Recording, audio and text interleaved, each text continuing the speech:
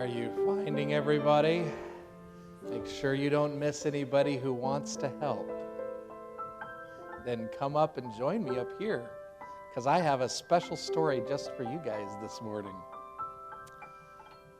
Excellent. Good morning. I have 2 questions for you guys. Should we let those people listen too? Should we let them answer my questions? What do you think?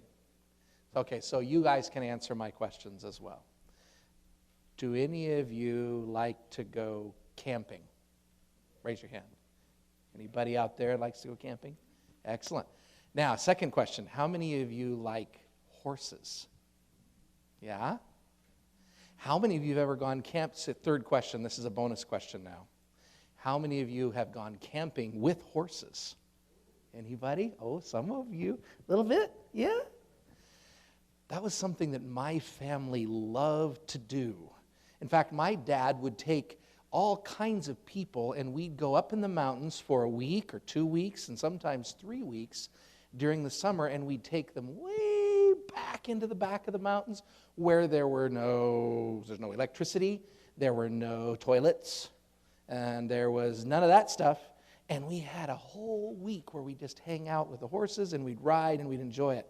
So one year, we rode to Wolf Creek Pass. Now, Wolf Creek Pass is a place, it's actually not that far from here. It's a little bit to the west and all the way up near Canada, which isn't that far from here either, is it? So we had a whole week up there, and this particular year, we did something just a little bit different. We had to pack all your stuff in when you go camping in the mountains, and there's no roads to get there. And so we usually use horses to pack all of our stuff in. But this year, somebody let us use some mules. Some of you have experienced mules before, haven't you? They were laughing. Do you know why they were laughing? Does anybody know what a mule is? Can any of you tell me, what's a mule? It's a stronger version of a horse. That's a very good definition. And I think we should probably leave it at that definition. That's an excellent definition. Thank you very much. A mule is kind of a stronger version of a horse. And there were a couple other things that happen in the process. It's a longer-eared version of a horse too, right? They got longer ears.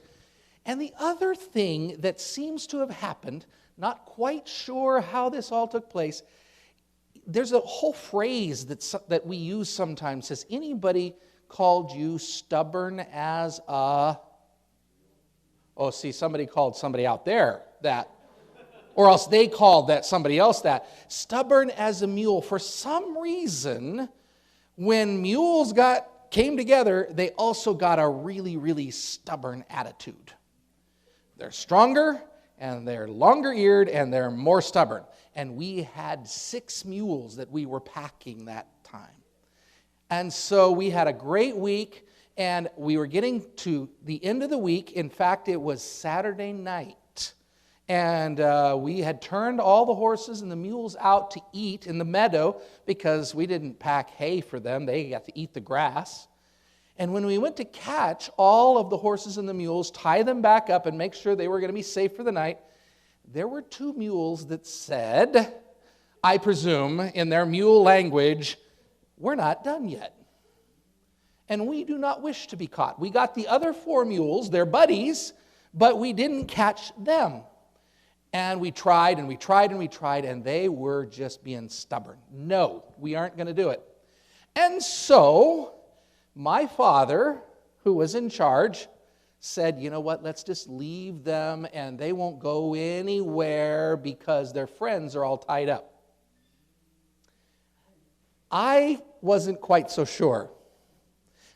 And it turns out the next morning when we got up to find all of our mules and get ready to pack everything up and take everybody out, 18 miles all the way to the trailhead, guess who we were missing? 2 mules.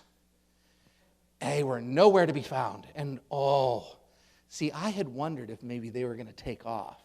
So you know what we did? We started looking around on the ground, and we looked where there was dirt. We were doing something we call tracking. We were looking to see, do we see their footprints? And guess what we saw up the trail going home? 2 sets of mule prints Oh, no. So my father and I saddled our horses, and we started riding. And it was about 6 o'clock in the morning at this point in time, because we had to catch those mules. We had all sorts of stuff that we had to carry out. And so we said, we'll catch up to them pretty soon.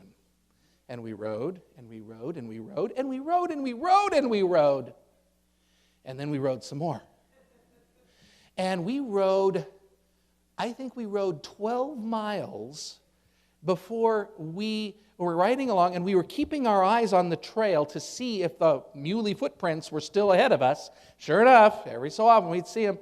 And then all of a sudden we didn't see them anymore. Oh, what happened?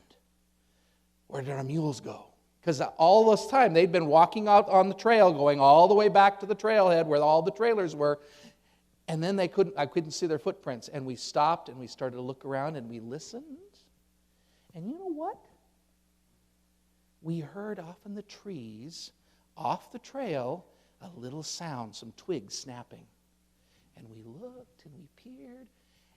And would you know it, those two mules were hiding from us. Those rascals, they were stubborn and they were devious. Yeah, but they knew they'd been caught, and I think they were a little tired, so they stopped. And then we had another decision to make. We'd already ridden our horses 12 miles. We were going to have to ride back 12 miles, pack everybody up, then we're going to have to ride 18 miles out. You know what? My horse was tired, and guess what else was tired? This part right here, already. And we had a long day. But we didn't want our horses to get exhausted, so we said, we're going to ride the mules. We knew that one of these two mules had been ridden before and the other one had not. So my dad and I had to take rock, paper, scissors to choose, and I got the one that had been ridden before. And he had to follow behind me because the mule wasn't going to go anywhere unless I led him. So we got our mules, we got them all the way back, we got them all packed up, and then we rode out and we were tired. And we said, oh, that's horrible. We don't want to do that ever again. I learned something about mules that day. I learned that they were indeed stubborn, and they were indeed devious. So here's the thing. This is the point of my story. If someone ever calls you stubborn as a mule, remember that's not a good thing. You want to be loving and have a soft heart, right? You don't want to be like mules. You want to be like people Jesus loves and has the love of Jesus inside them. Now, so I want you to remember that. Do not be like mules.